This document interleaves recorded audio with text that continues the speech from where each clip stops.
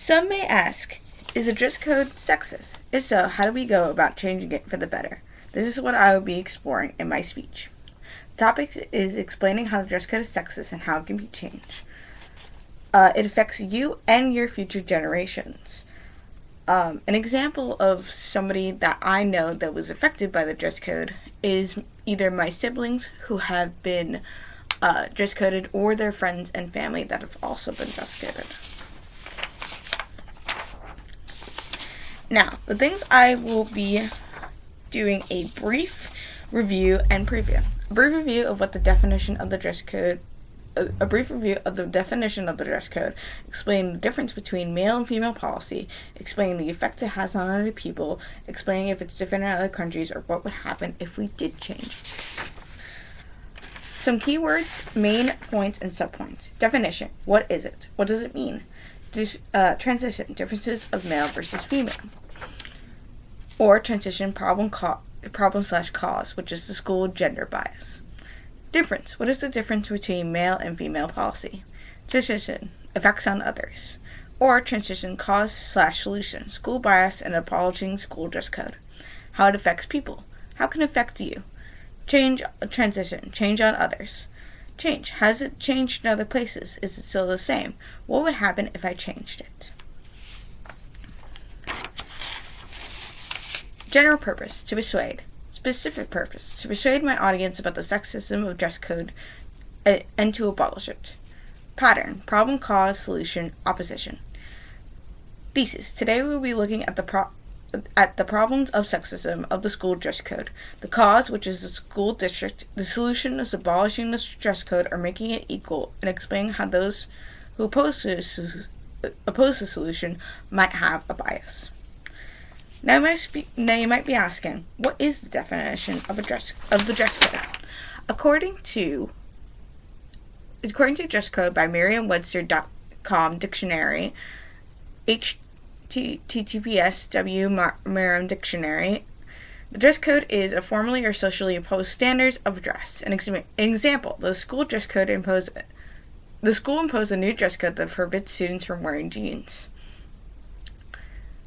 Now, this is important to know of what a dress code is to get more into explaining what it means and how it affects what is the current definition in our society, because the dress code has changed. The definition of the dress code has changed through many variations, but this is the current dress code today. What is the school dress code in New Jersey? Now, this has been changed throughout through many systems, but the New Jersey dress code always has a few different variations of what you cannot or can wear. Some examples of this I will be going through my speech, but some examples that I'll list is that you're not allowed to wear hats, and that your shorts have to be up to your waist or up to your fingernails. Male versus female dress policy. Now, why do we need to know about the male versus female dress policy? This will further explain the sexism of the dress code policy.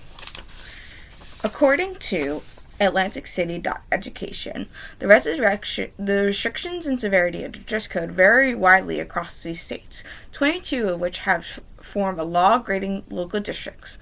The power to establish these rules according to the Education Commission of the states. In the U.S., over half the public schools have a dress code, which frequently outline their gender-specific policies. Some missions see these restrictions as necessary because of different ways in which girls and boys dress. And in many cases, however, female-specific policies account for disproportionate number of attire rules included in the school handbook. Now, this proves that there is some sort of sexism, as we mainly focus on females.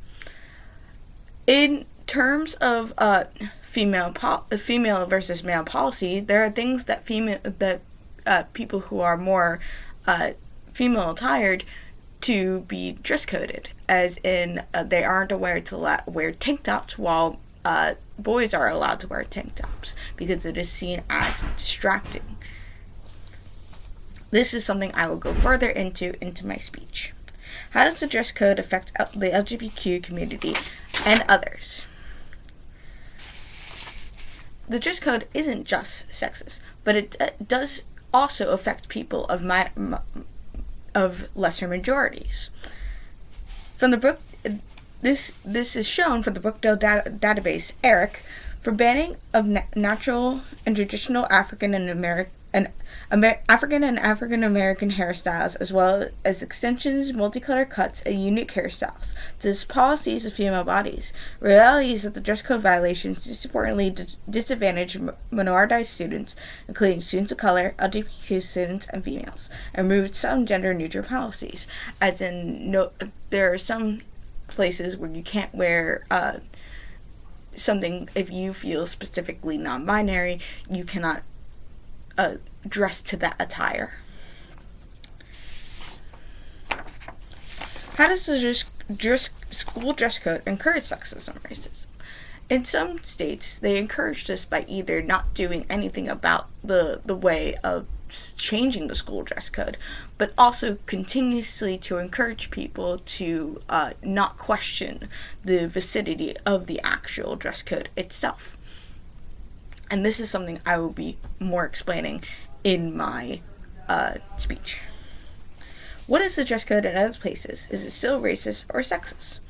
This is something that I'll also be going into in my speech, but in some other places, it is less severe than it is in other places. An example that I put in my speech is Philadelphia, that not only just allows whatever you want to wear as long as it's not blatantly discriminating towards other people, which should be a given. And I will be further going into my speech.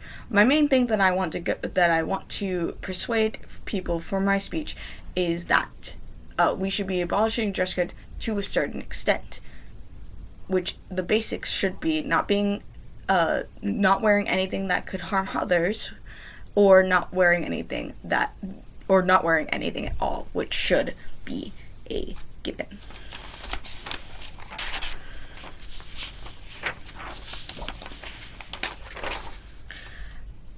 What have you learned from the school dress code? Do you believe in the school dress code bias? Have your views changed? Take a moment to unlearn your bias of the school dress code.